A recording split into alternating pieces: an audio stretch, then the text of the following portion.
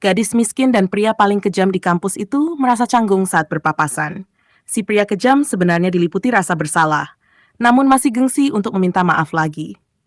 Ketika liburan semester tiba, tiga anggota F4 mengajak si gadis miskin dan sahabatnya berlibur ke luar negeri untuk menikmati salju di villa milik si pria kejam.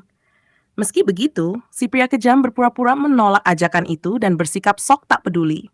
Keesokan harinya, si gadis miskin dan sahabatnya terlihat sangat bahagia saat tiba di villa dan menikmati pemandangan salju di sana.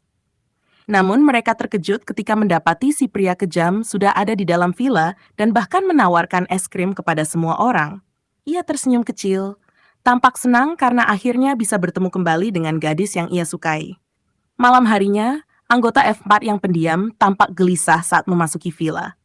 Ia segera bertanya apakah si gadis miskin sudah kembali. Mendengar pertanyaan itu, si pria kejam langsung merasa bingung. Ia belum melihat gadis itu sejak tadi. Kecemasan semakin meningkat ketika si pria pendiam melihat sahabat si gadis miskin muncul dari ruang tamu bersama dua anggota F4 lainnya. "Bukankah kau tadi di luar?" "Si gadis miskin sedang mencarimu di luar," ujarnya dengan nada penuh kebingungan.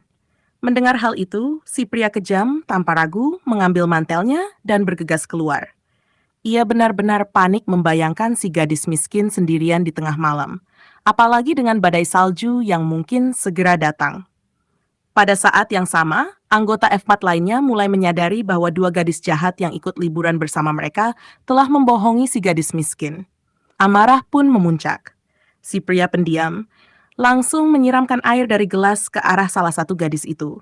Ia begitu kesal karena kedua gadis tersebut sama sekali tidak menyadari seberapa buruk perbuatan mereka.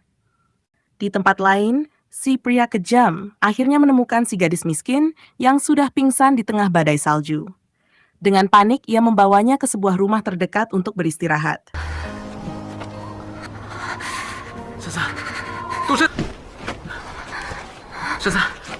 Demi menghangatkan tubuh si gadis miskin, si pria kejam dengan penuh perhatian menyelimuti si gadis miskin agar tubuhnya tidak kedinginan.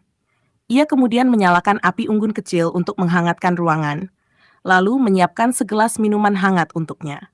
Meski biasanya bersikap dingin, malam itu ia merawat si gadis miskin dengan ketulusan yang jarang terlihat darinya.